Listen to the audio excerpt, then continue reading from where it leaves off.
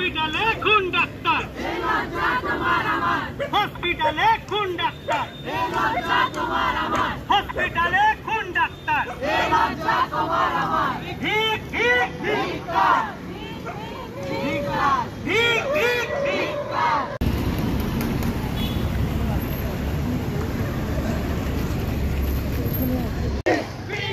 Justice! Justice! Justice! Justice! Justice! Justice! Justice! Justice! Justice! Justice! Justice! Justice! जवाब चाहिए, जवाब दो। जवाब चाहिए, जवाब दो।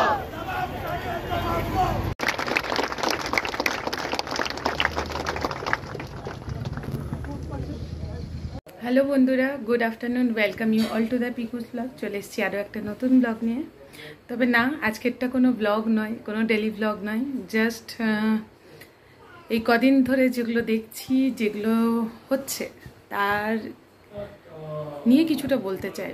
মানে সবথেকে বড় কথা, বিং আ মেয়ে বা গার্ল, আর এখন being a mother of a girl, একটা মেয়ের মা হওয়ার পর থেকে আমার সত্যিই মনে হচ্ছে যে আমরা ঠিক কোন সমাজে আছি।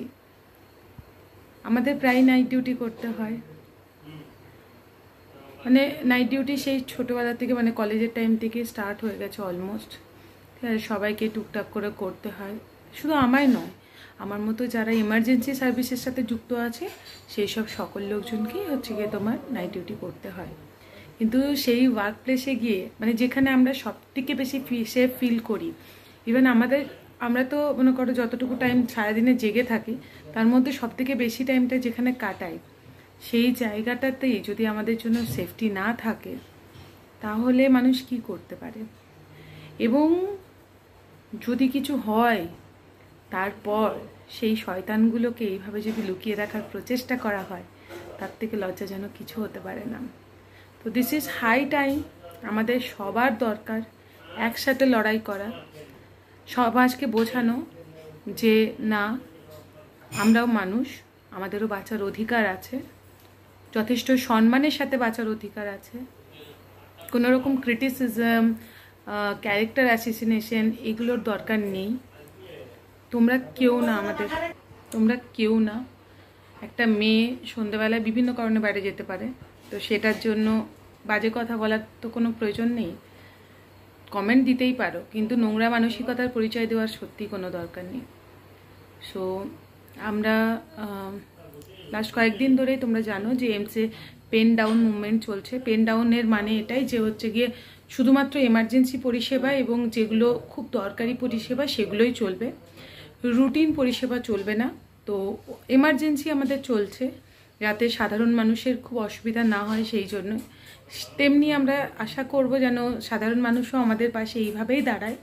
আজকে যেটা আমাদের তিলোত্তমার সাথে হয়েছে, সেটা তো যে কারোর সাথে হতে পারে, যে কারোর মায়ের সাথে, বোনের সাথে, যে কারোর মেয়ের সাথে। তখন কি করবেন সেটা ভেবে দেখেছেন? সেটা ভেবে দেখার কিন্তু এখন একটা বড় সময়। সো যাই হোক, বেশি কথা বলার ইচ্ছে আমার এই ব্যাপারে নেই। সত্যি খুবই দুঃখিত, মানে ভাবতে পারছি না, যখনই ভাবছি যে ওর বাবা মায়ের অবস্থাটার কথা, ভিঙা পেরেন্ট আমার না, মানে কেমন যে লাগছে আমি বোঝাতে পারবো না। পারা হয়তো সম্ভব নয়, যারা বাবা মা তারা হয়তো বুঝতে পারবে। যাই হোক, লড়াই চালিয়ে যাও সবাই, আমরাও চালিয়ে যাচ্ছি আমাদের মতো যতটা আমরা পারছি। অ্যাটলিস্ট ন্যায়টা যেন হয়, যাতে ওই পিশাচগুলো এটা না ভেবে বসে যে দোষ করেও হচ্ছে গিয়ে মুক্তি পাওয়া যায়। আমরা এমন একটা জায়গায়, মানে এমন একটা পরিবেশ আমাদের পরবর্তী প্রজন্মকে যেন না দিয়ে যায়, যেখানে তাদেরকে বেরোতে হলে 10 বার ভাবতে হবে। ঠিক আছে? আর সবার পাশে থাকাটা খুব দরকার। আর 14ই আগস্ট আমি আজকে রেগুলার কোনো ব্লগ দিচ্ছি না, কারণ কি সেটার জন্য আরও আমার কাছে অনেক টাইম আছে। সো আমরা সবাই আজকে আবারও সমবেত হব।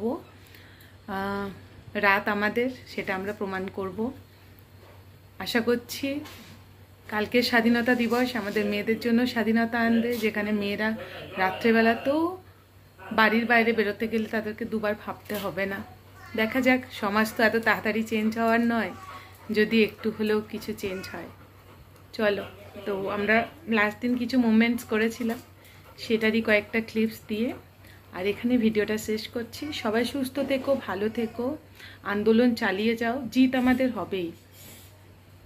আমরা চাইলে সব করতে পারি, মেয়েরা চাইলে সব করতে পারে, বাড়িতেও করতে পারে, বাইরেতেও করতে পারে। আমরা পারবো, চালিয়ে যাও।